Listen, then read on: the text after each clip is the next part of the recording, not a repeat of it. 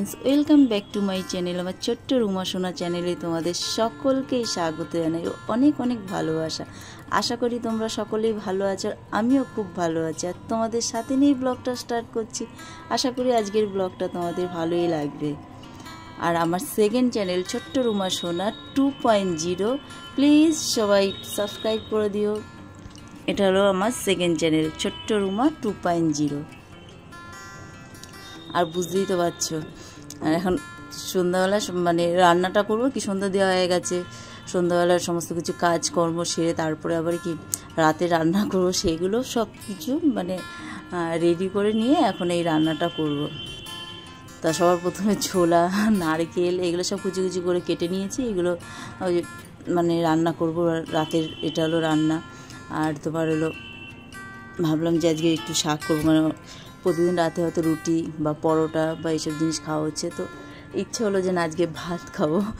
তো ওর জন্য অল্প করে ভাত আর হলো প্রেশার কুকারে তাড়াতাড়ি, যেহেতু শাক তো শাকটা প্রেশার কুকারে সেদ্ধ করলে তাড়াতাড়ি হয়ে যায়।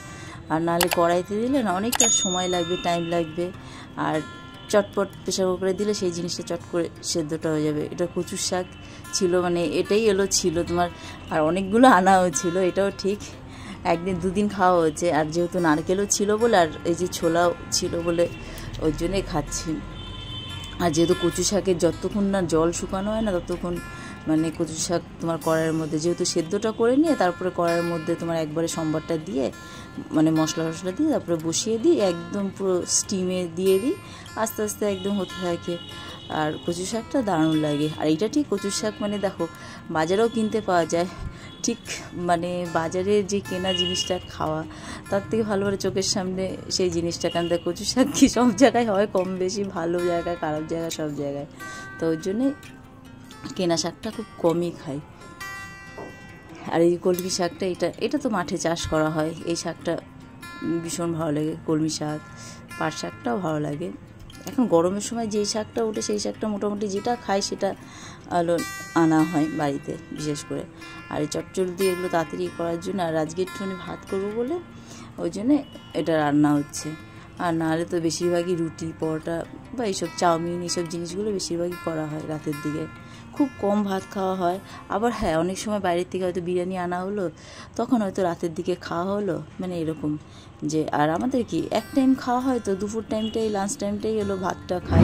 সকালের দিকেও খাওয়া হয় না, রাতের দিকেও খাওয়া নয়, রাতে মাঝের মধ্যে যদি মনে হয় তো তখন হয়তো খাই। আর এটা যেহেতু প্রেশার কুকারে তাড়াতাড়ি দিলে কি তাড়াতাড়ি সেদ্ধটা হয়ে যায়, বলো তো খেতে তো খুব মানে মজা লাগে, আনন্দ। কিন্তু এই যে এটা গুছিয়ে সেটাকে রেডি করা, সেইটাই হলো সময় লাগে।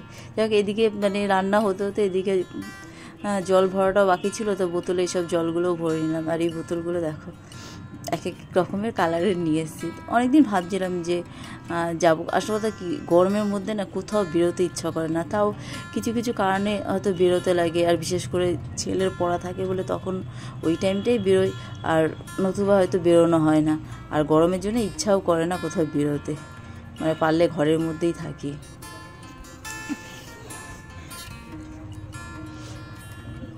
তাই এইসব দেখো রান্না করতেও তো সময় লাগে না, তো সব রেডি করে থাকলে রান্নাটা করে নিই, এদিকে আবার কাজগুলো মানে পরপর কাজ। আর দই আমি কি করি, লস্যিও যে বানাই না বাড়িতে, হয়তো প্যাকেট এনে রাখি, প্যাকেট এনে বানিয়ে হয়তো বোতলের মধ্যে। আর এই গরমে যত বেশি শরবত, বাতাসার বলো, পাতিলেবুর বলো, তারপরে দইয়ের ঘোল বলো, দইয়ের লস্যি বলো বা আমপোড়া বলো, গরমে সত্যি খাওয়াটা খুবই দরকার। আর এতটা গরম, আর জলটা বিশেষ করে জল খাওয়াটা খুবই হলো দরকার, খুব বাড়ানো দরকার জল। আর ফ্রিজে দেখো ঠান্ডা জল যেরকম ভালো তেমনি খারাপ, ঠান্ডা গরম মিশিয়ে খেলেও কোনো অসুবিধা নেই। গরমের মধ্যে তাও জল খাওয়াটা দরকার, ঘামের মাধ্যমে জলটা আমাদের বেরিয়ে যায় শরীরের, তো ওই জন্য জল খাওয়াটা গরমে খুব দরকার। আর যা গরম পড়েছে, টক জিনিসটাও যেরকম দরকার, বিশেষ করে শরবতের এইসব আমপোড়া। হ্যাঁ, এখনও পর্যন্ত আমপোড়াটা খাইনি, কিন্তু ভাবছি একদিন করে তারপরে। আর আমি তো আমপোড়া মানে পুড়িয়ে রেখে সেটাকে শরবত করে জলটা মানে রেখে দিলাম, শরবতটা বানিয়ে ফ্রিজে, ঠান্ডাও থাকলো।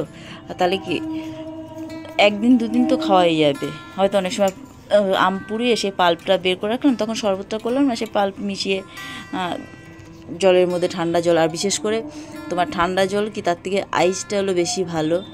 আমি আইস দিয়েই বেশিরভাগ হলো করি, প্লেন গরম জল দিই আর আইস দিই।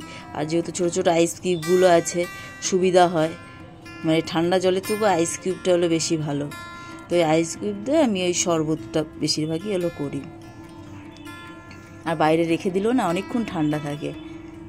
আবার অনেক সময় সেটাকে কিছুটা হয়তো বাড়তি মানে বেশিটা সেটা হলো বোতলে ভরে সেটাকে ফ্রিজে রেখে দিই, আর বাদ বাকি হ্যাঁ এটা ঠিক এখনও পর্যন্ত আইসক্রিম করিনি, তো ভাবছি যে করবো এই গরমের মধ্যে। এখন আইসক্রিম বলো ঠান্ডা জাতীয় জিনিস বলো এখন করে নিয়ে সেটাকে ফ্রিজে রেখে দিয়ে সেটাকে তাও রেখে খাওয়া যায়।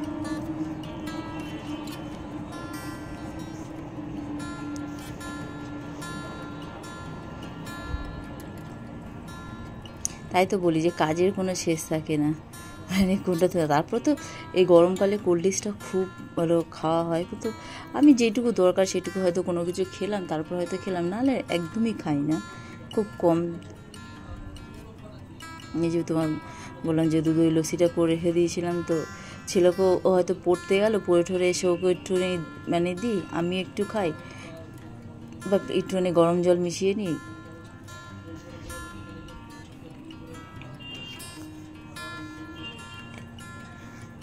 তার মধ্যে কী দেবো, চাট মশলা, বিট লবণ, এগুলো তো সবসময় ঘরে থাকে। তারপর আমার ধরো কেকের জিনিস বলো, এইসব জিনিসগুলো এগুলো সব আমি এনে রেখে দিই। হয়তো যখন কখন করলাম, বাটার বলো, এগুলো সব আমি এনে রেখে দিই। হয়তো আজকে ইচ্ছে হলো আজকে করলাম, হয়তো এখন হয়তো এখন করলাম না, এখন হয়তো রেডি করে রাখলাম, সেটা পরে করলাম।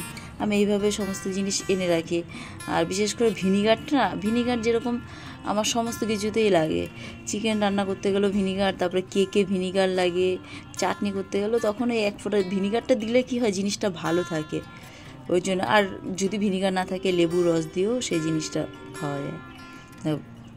কথা বলতে বলতে মাঝখানে তো আইস কিউব এতটাই শক্ত, মানে একটু জল দিলে সেই জিনিসটা আইস কিউবটা বেরিয়ে পড়ে চট করে। আর একটা আছে, ওটা ট্রের মধ্যে ঢালতে হয়, মানে ওই আইস কিউবটাও ভালো, ওটা এটার থেকেও এক সাইজ ছোটো, ওটাও ভালো। এদিকে কাজও করা হবে, এদিকে লস্যিটাও খাওয়া হবে।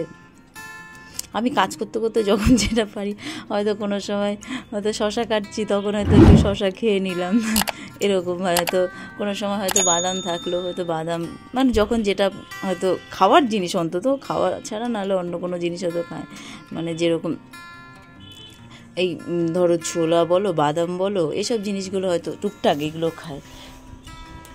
এমনি যে হয়তো টিফিন করলাম, কিন্তু হ্যাঁ এটা ঠিক, টিফিন করলে সকালের দিকে যেরকম ব্রেকফাস্ট, ওটা সহজে সত্যি সকালের দিকে আমার খাওয়া হয় না, খেতে খেতে 12টা 1টা এরকম বেজে যায়। সকালে টাইম কোথা দিয়ে কেটে যায় না নিজেও জানি না, সকালে বলো দুপুরে বলো সময় কোথা দিয়ে কাটে আমি নিজেও বুঝতে পারি না। আসলে সারাদিন কাজের মধ্যে থাকি তো, আর তার মধ্যে এর মধ্যেই তো একদিন কি বলবো, মানে এসিটা এত, আমি বলছি কি এত গরম লাগছে, বিশেষ করে দিনের বেলা দিনে চালানোই হয় না, হয়তো খুব কম, মানে একদিন কি দুদিন এরকম চালিয়েছি। যতটা গরম সহ্য করা যায় ততটাই ভালো, কিন্তু রাতের দিকে না সত্যি পারা যায় না। তাও রাতের দিকে চালাতে মানে দুদিন ধরে এতটাই গরম লাগছিল বলার মতো না। তারপরে দেখি এসির ভেতরে যে নেটটা থাকে, নেটটা ধুলোই পরিপূর্ণ, ওটা কখনো খোলা হয় না, তো ওটা খুলে ওই নেটটাকে পরিষ্কার করলাম, করে তারপরে এখন কি সুন্দর দিব্যি ঠান্ডা হাওয়াটা। যাই হোক, গল্প করতে করতে সমস্ত কাজই সারা হয়ে গেল। আর তোমরা ব্লগটা যদি তোমাদের ভালো লাগে তাহলে লাইক, শেয়ার, সাবস্ক্রাইব অবশ্যই করো। তোমরা ভালো থেকো, সুস্থ থেকো, গুড বাই। দেখা হচ্ছে নতুন একটা ব্লগের সাথে।